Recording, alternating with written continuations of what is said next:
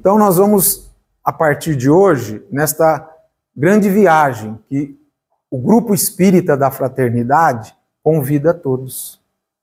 Porque quem pretende iniciar esse estudo hoje está subindo num aeróbus que pode durar uma viagem de 10 anos. Não é? Porque nós vamos estudar a pretensão, as 13 obras de André Luiz, que compõem, alguns falam que são 16, né? Tem mais algumas, mas enfim, a proposição é estudar as 13 obras que compõem a vida no mundo espiritual. Não é? No livro Emmanuel, e por isso que eu disse aquela frase que às vezes são coisas que se destacam, no capítulo de número 36, aos trabalhadores da verdade, eu acho muito oportuno este parágrafo, que ele diz: a fenomenologia, nos domínios do psiquismo, em nosso século, visa ao ensinamento, à formação da profunda consciência espiritual da humanidade. Então ele está se referindo aos trabalhadores da verdade. Quem são eles? Nós. Eu me incluo. Não é? Constituindo, desse modo, um curso propedêutico para as grandes lições do porvir. E é por essa razão que necessitamos de operar ativamente para que a ciência descubra nos próprios planos físicos as afirmações de espiritualidade. Ou seja, Emmanuel está nos convidando, com os nossos profícuos estudos, com a nossa seriedade, assiduidade, a colaborar nessa grande função do Cristo, que é a consciência espiritual. Criar-nos essa consciência espiritual. Que o espírito humano vem se demorando para tomar posse. E não somente tomar posse, se aprofundar nessa posse. Não é? Muito bem. Então, para que a gente entenda, inclusive o motivo de estarmos hoje aqui reunidos em nome de uma obra específica do nosso irmão Chico Xavier, que é a obra de André Luiz, nós temos que entender que Chico é a reencarnação de Kardec. Embora para muitos isso possa ser um motivo de polêmica, de celeuma, no meu entender, ele dá explicação e estrutura da obra espiritual da humanidade. Porque se Allan Kardec, com a sua obra inamovível, a obra básica, trouxe o alicerce da doutrina, como se fosse numa questão de horizontalidade, é em Chico Xavier que a obra se ergue como se fosse um edifício. Não é? Kardec revelou-nos o mundo espiritual. E ele não podia fazer mais que isso. Não só pela questão de tempo, que é um dos fatores. Allan Kardec fez tudo o que fez, nós sabemos, em 15 anos, 1854 a 1869. Então ele não teria, não é, o tempo. E também em razão da ciência, que, se ela foi aguardada no século XIX para que o próprio Kardec iniciasse essa revelação, a obra de Chico, que revela a profundidade deste mundo e o detalhamento, ainda não completo, desse mundo espiritual, a obra do Chico aguardou para o século XX os novos conhecimentos e aprofundamento da própria ciência. Aliás, nós temos assuntos nas obras de André Luiz que ainda não foram comprovados pela ciência. Né? Alguns já foram neste período de meados do século XX, já são praticamente 70 anos. O primeiro livro é 1943, da obra de André Luiz. Então já vamos aí, né, com praticamente 70 anos. Então a gente entende que naquela época, me parece, não é absurdo a gente dizer que a obra de André Luiz foi escrita para que a gente também palmilhasse por muitos anos depois. Por isso que se você leu, nosso colega ali falou que leu há quanto tempo atrás? Vai ser 30 anos. Eu falei, leia de novo. Ele leu o Nosso Lar há 30 anos. Leia de novo. Porque o próprio conhecimento que ele e nós adquirimos de forma consciente ou inconsciente da ciência, da filosofia, de tudo, auxilia em novas descobertas dessa obra. Né? Então, se Chico, de André Luiz, tivesse adentrado nesse mundo, não é? Tem uma figura bastante interessante que algum autor espírita usa, que o Kardec foi como descobriu, né, o país, como fez uma vez Pedro Álvares Cabral, descobriu o Brasil. Só que os bandeirantes é que descobriram realmente o Brasil, a profundidade. Eles pensavam que o Brasil fosse uma ilha, não é? Então André Luiz entrou e falou, não, não é uma ilha, não. É um continente. E vai adiante. Né?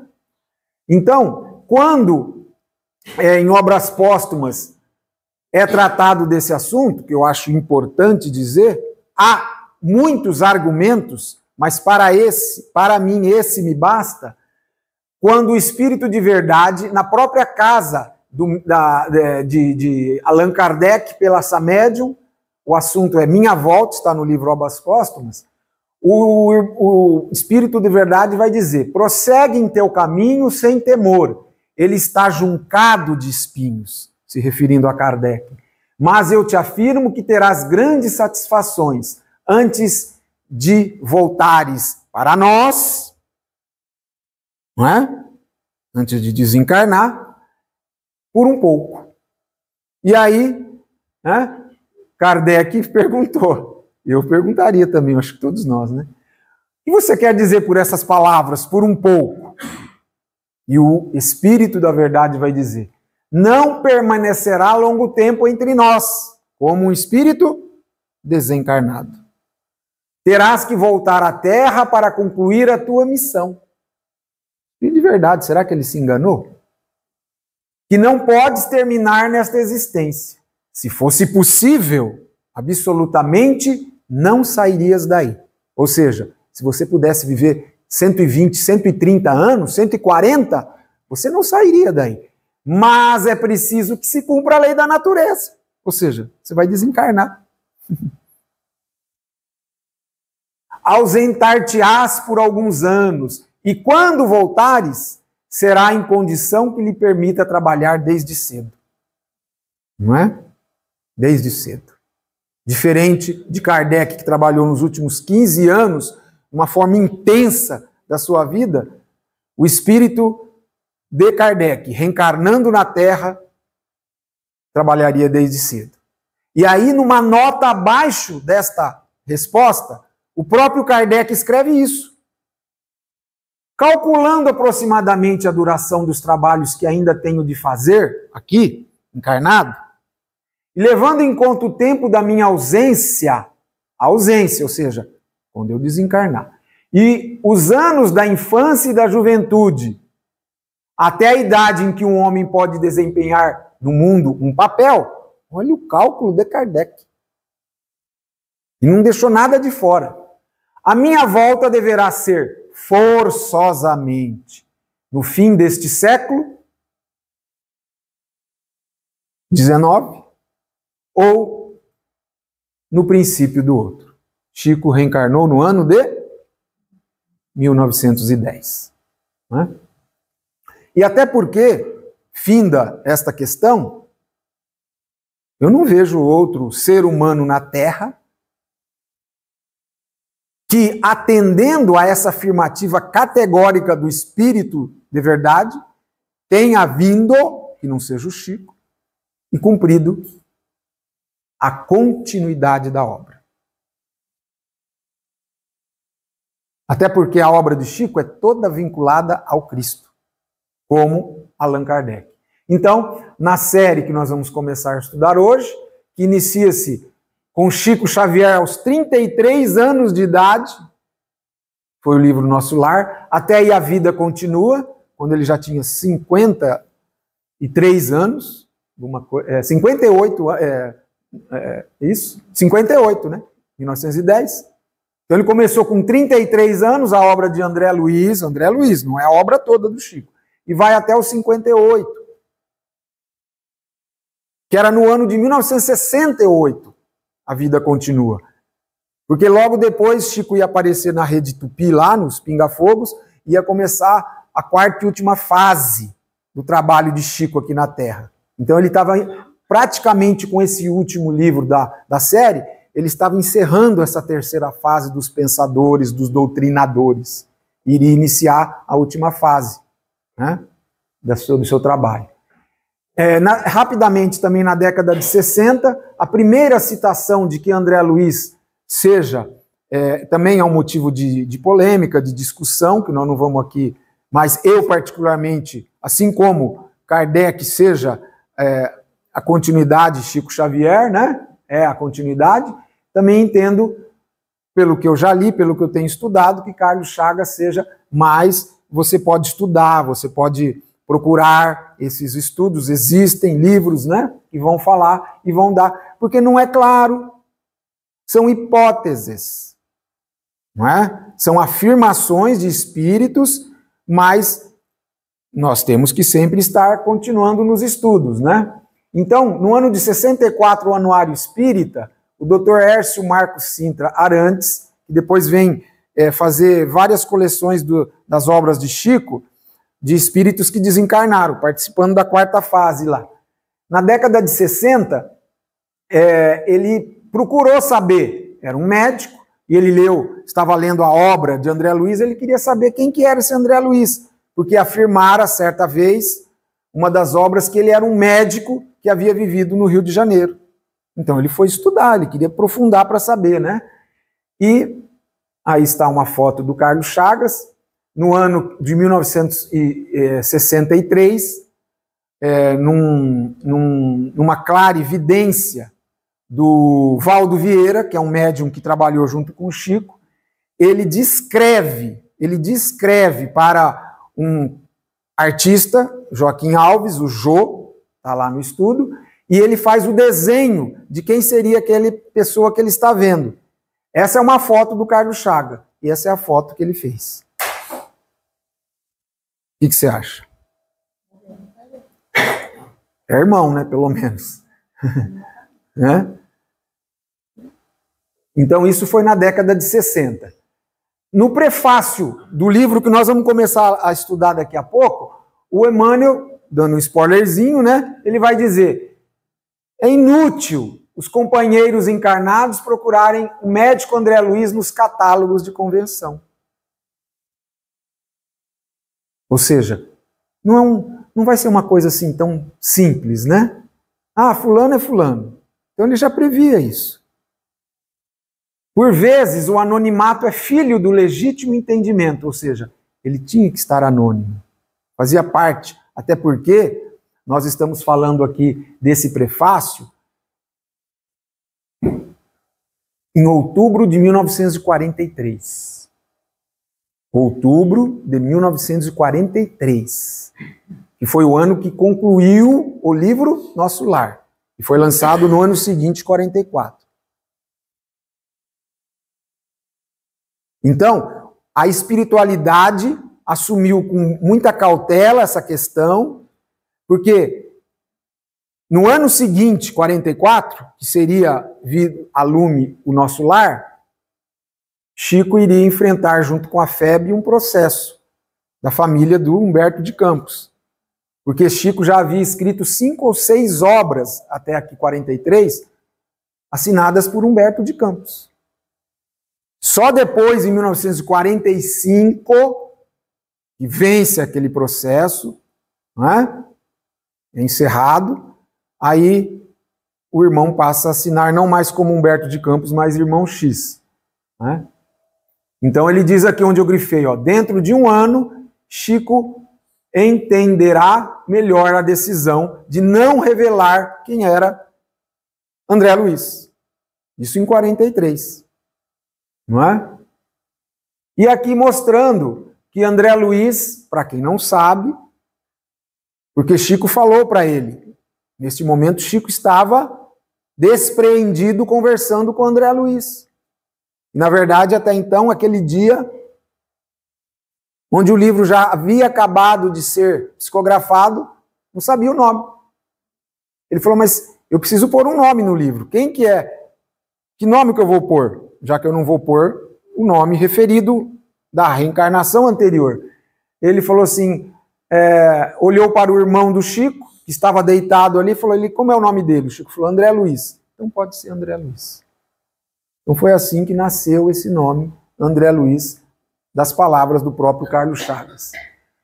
E uma carta de Chico Xavier, já encerrando, em 12 de outubro de 46, Chico diz para Vantuil Freitas, que era o presidente da FEB, Federação Espírita Brasileira, nesse ano. Diz o Chico, desde então vejo que o esforço de Emmanuel e de outros amigos nossos se concentrou nele, André Luiz. Acreditando intimamente que André Luiz está representando um círculo de entidades superiores. Assim digo porque quando estava psicografando Missionários da Luz, já era a terceira obra, continuidade da carta, houve o dia em que o trabalho se interrompeu. As minhas psicografias pararam. Levou vários dias parado. Depois informou-me Emmanuel, quando o trabalho teve reinício, que haviam sido realizadas algumas reuniões para o exame de certas teses que André Luiz deveria ou poderia apresentar ou não no livro.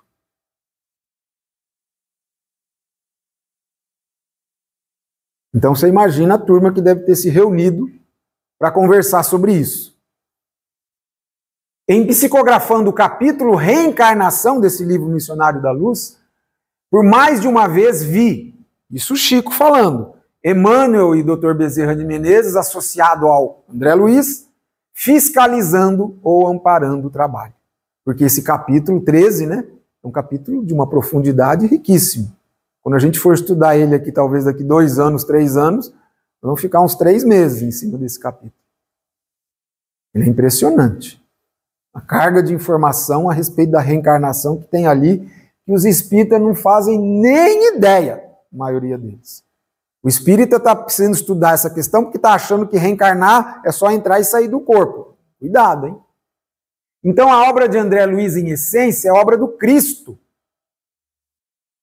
Por mais aspectos científicos e filosóficos que ela apresente, ela está embasada no Cristo, resultado do trabalho de um colegiado de espíritos de escola. A autoria, segundo o Geraldinho uma vez perguntou, Geraldo Lemes, vai vir aqui, né, em outubro? De outubro, né? Então, o Geraldinho, ó, vocês podem até ir lá perguntar para ele. Ele perguntou para o Chico, que ele foi contemporâneo do Chico, quem eram esses 12 grandes sábios? E Chico respondeu que iria lhe revelar somente um, Sócrates. Que eram os 12 grandes sábios que estavam patroneando, como patronos da obra de André Luiz, para ser colocada na Terra. Então vai observando, nós estamos falando do maior filósofo, uma das maiores inteligências, né, que é até elevada lá no final do Livro dos Espíritos, né, que o mundo já teve. Então, é com todo o respeito, é com todo, né, que a gente vai se debruçar nesse estudo dessa obra. Nós somos, assim, super, hiper aprendizes dentro dessa obra. Os orientadores de André Luiz nas suas obras, eu coloquei alguns aqui, esse em amarelo. O Clarencio, o Alexandre, Aulus, Gúbio, Asclépio, a irmã Veneranda, que no nosso lar, a única que já tinha estado com Jesus, Cipriano, etc., outros nomes, eram as vozes desses 12 sábios que traziam as mensagens que eram transmitidas por André Luiz. Então, se alguém às vezes está falando, nossa, então não é André Luiz que escreveu? É claro que ele tem alguma coisa dele, porque o médium sempre traz alguma coisa dele. Afinal, nós estamos falando de André Luiz, olha, uma obra cuidadosamente elaborada, não é? Cujo coordenador, porque também acredito que ele não tenha sido Emmanuel, ele não tenha sido o orientador do Chico Xavier, mas sim o orientador da obra do Chico Xavier. Não é? Então, André Luiz era um médico, não é? Ele foi candidato a prêmio Nobel da Medicina, é o único médico hoje ainda no mundo, olha só, eu não sabia disso, que descreveu uma doença em todas as suas fases e caracterizando-a. É o único médico do mundo. Né? Desde o vetor, desde as características patológicas, desde o tratamento, tudo. Ele caracterizou a doença de Chagas. Então, tudo isso vai resultar nessa obra que nós vamos começar a ver agora. Então, vamos lá. Novo amigo. Os prefácios, em geral, apresentam autores exaltando-lhes o mérito e comentando-lhes a personalidade. Aqui, porém, a situação é diferente. Embalde, os companheiros encarnados procurariam o médico André Luiz nos catálogos da convenção. Por vezes, o anonimato é filho do legítimo entendimento e do verdadeiro amor. Para redimirmos o passado escabroso, modificam-se tabelas da nomenclatura usual na reencarnação. Funciona o esquecimento temporário como bênção da divina misericórdia. Foi o que falamos há pouco. André precisou igualmente cerrar a cortina sobre si mesmo. É por isso que não podemos apresentar o médico terrestre e autor humano, mas sim o novo amigo e irmão na eternidade. Vejam que Emmanuel diz aí, médico terrestre e autor humano.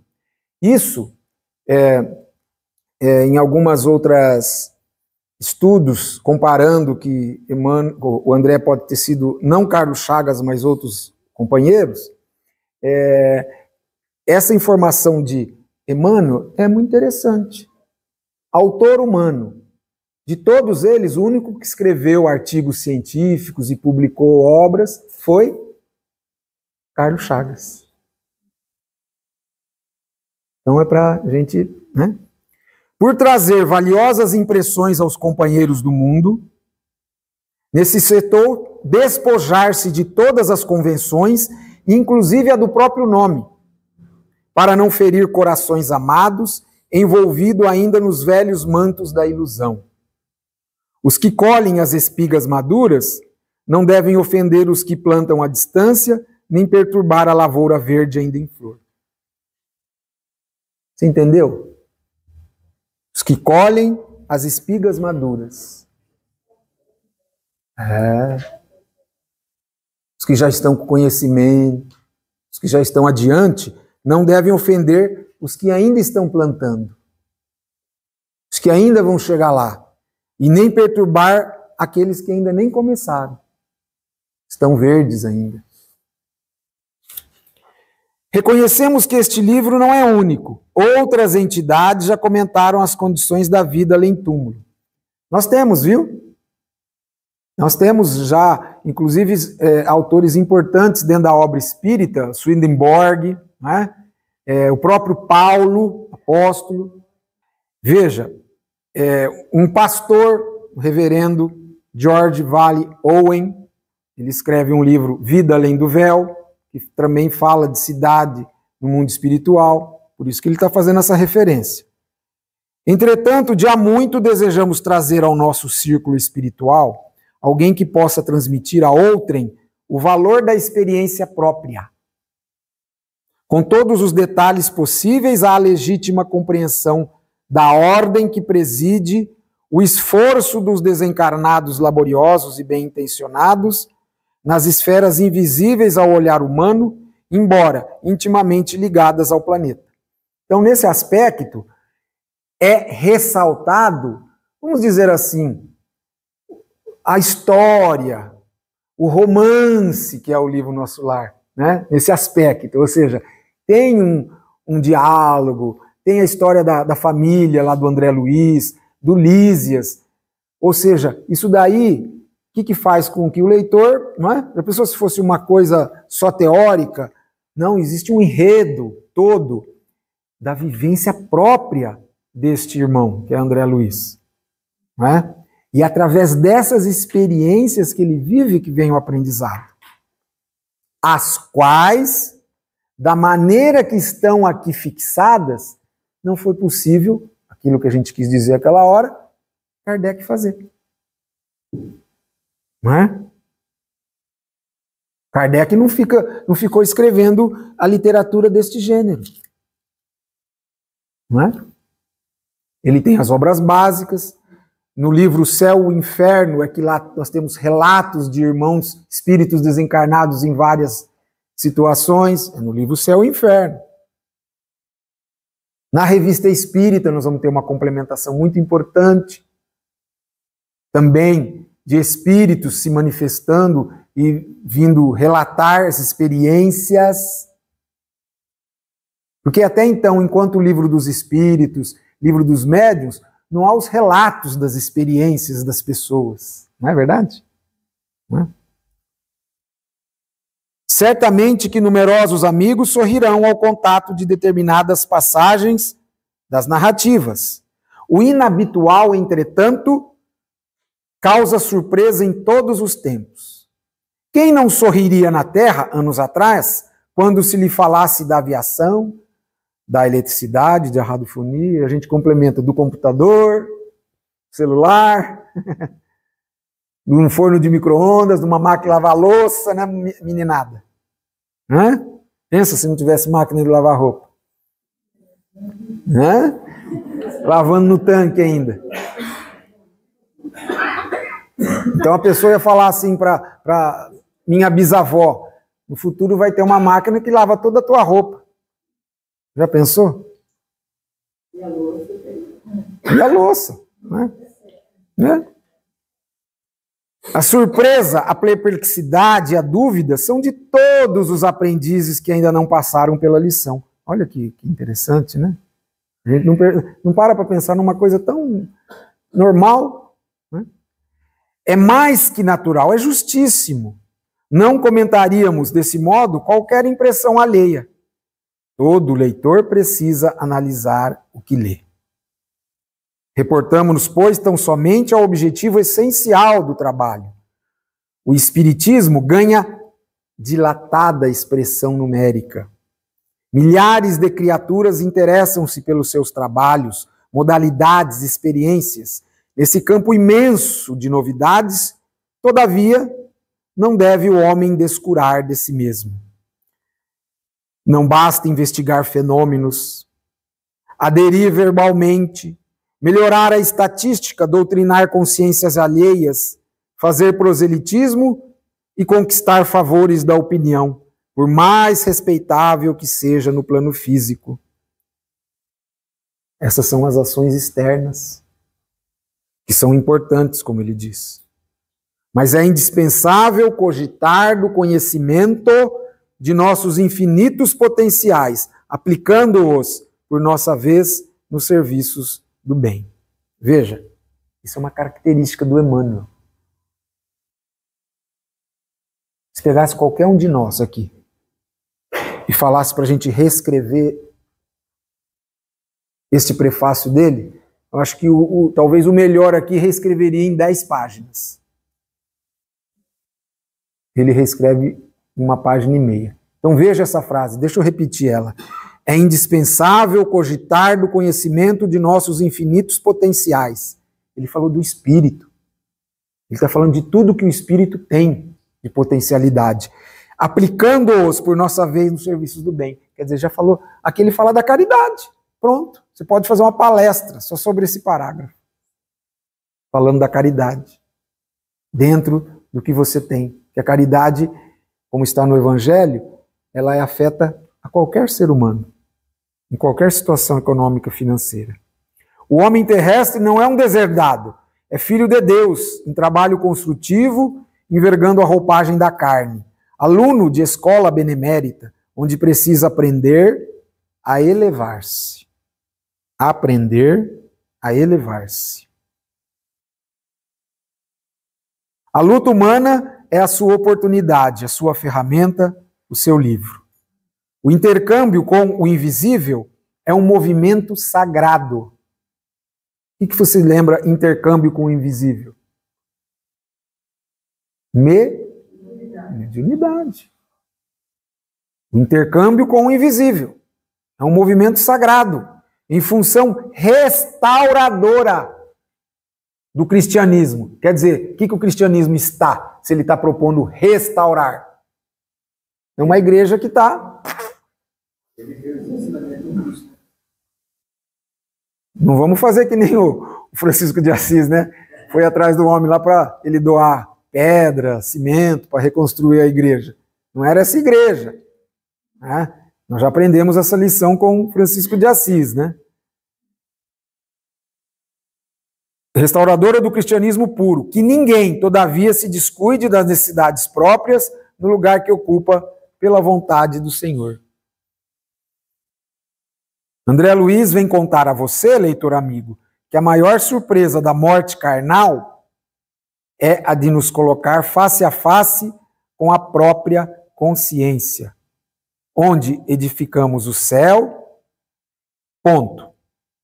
Segundo, estacionamos no purgatório ou nos precipitamos no abismo infernal. Quer dizer, ele deu uma pincelada aí de uma característica católica, né? E que o Espiritismo mostra um outro modelo, mas é fato isso, né? Está em nós o céu, o inferno e assim por diante. Vem lembrar que a terra é oficina sagrada e que ninguém a menosprezará sem conhecer o preço do terrível engano a que submeteu o próprio coração. Eu quero retomar só essa frase que ele fala aqui, face a face com a própria consciência. Não é? No capítulo, acho que 4 do Evangelho segundo o Espiritismo, há muitas moradas na casa do meu pai. E logo lá no início ele fala que os estados da mente também são considerados as várias moradas na casa do meu pai. Né? Então ele está falando exatamente isso aqui, ó. Colocar face a face com a própria consciência. Por isso que você edifica, né? Você está no céu, você está no purgatório, você está no inferno. E finalizando esse prefácio de Emmanuel, guarde a experiência dele no livro da alma. Ela diz bem alto que não basta à criatura apegar-se à existência humana. Olha o desapego aí. Mas precisa saber aproveitá-la dignamente. Que os passos do cristão em qualquer escola religiosa, olha como ele amplia aí, hein? Ele não falou só no Espiritismo. Devem dirigir-se verdadeiramente ao Cristo. E que, em nosso campo doutrinário, precisamos, em verdade, do Espiritismo, que é uma crença, do espiritualismo, que é um modo de crença, mas muito mais da espiritualidade, que aí já é um comportamento. Né? Uma pessoa que conhece a questão da espiritualidade. Emmanuel Pedro Leopoldo, 3 de outubro de 1943. Então vamos ver a mensagem de André Luiz, que é um segundo, bem dizer, um segundo prefácio, né? Teve o coordenador. E uma coisa que quem já leu a obra de André percebe, né? Emmanuel prefacia todas as obras, as 13. Todas.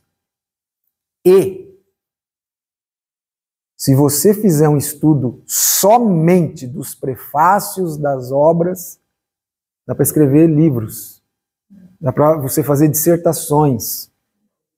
Lá no livro Libertação, quem não lembra da história do peixinho vermelho? Quem não lembra vai ler, porque inclusive uma lenda, não me lembro agora se é egípcia, ele cita lá, eu não me recordo agora com exatidão.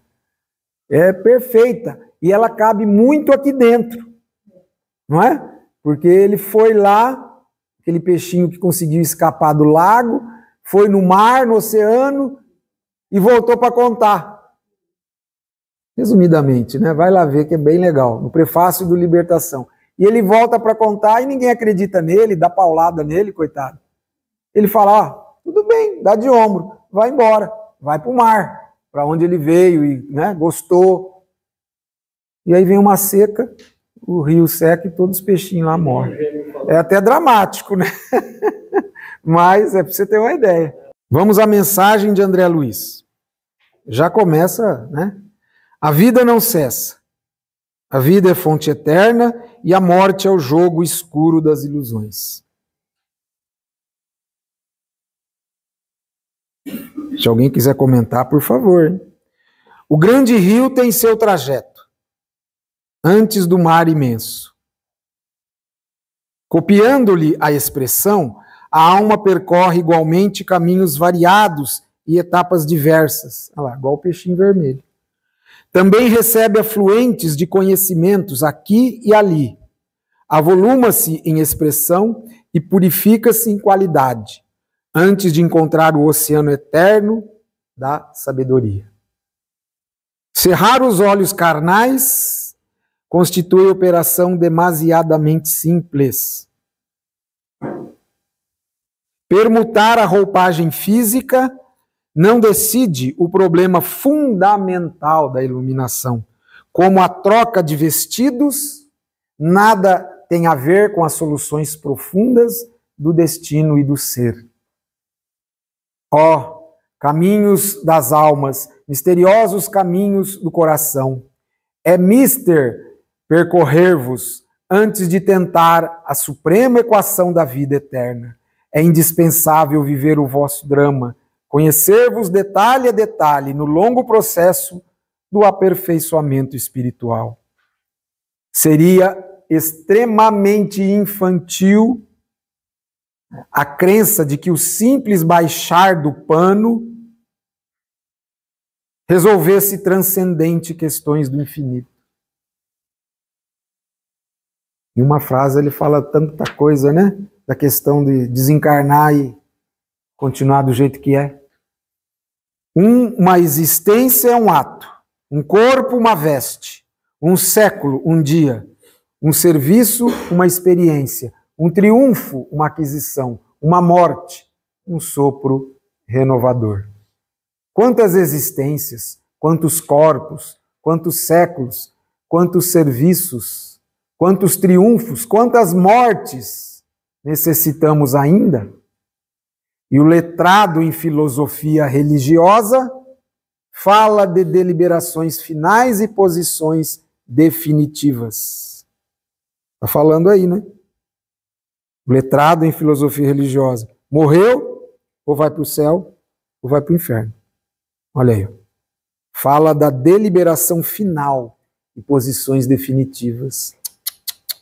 Nada disso. Ai, por toda parte, os cultos em doutrina e os analfabetos do espírito. É preciso muito esforço do homem para ingressar na academia do Evangelho do Cristo. Ingresso que só se verifica quase sempre de estranha maneira. Ele só, na companhia do Mestre efetuando o curso difícil, recebendo lições sem cátedras visíveis e ouvindo vastas dissertações sem palavras articuladas. Muito longa, portanto, nossa jornada laboriosa. Nosso esforço pobre quer traduzir apenas uma ideia dessa verdade fundamental. Grato, pois, meus amigos, manifestamo-nos junto a vós outros, no anonimato que obedece à caridade fraternal. A existência humana apresenta grande maioria de vasos frágeis, que não podem conter ainda toda a verdade. Aliás, não nos interessaria agora, senão a experiência profunda com seus valores coletivos. Não atormentaremos alguém com a ideia da eternidade. Que os vasos se fortaleçam em primeiro lugar. Forneceremos somente algumas ligeiras notícias. Então o Neio Lúcio tinha razão, né? É uma pálida visão do que é o mundo espiritual. Ligeiras notícias ao espírito sequioso dos nossos irmãos na senda de realização espiritual e que compreendem conosco que o Espírito sopra onde quer. E agora, amigos, que meus agradecimentos se calem no papel, recolhendo-se ao grande silêncio da simpatia e da gratidão. Atração e reconhecimento, amor e júbilo moram na alma. Crede que guardareis semelhantes valores comigo, a vosso respeito, no santuário do coração. Que o Senhor nos abençoe. André Luiz.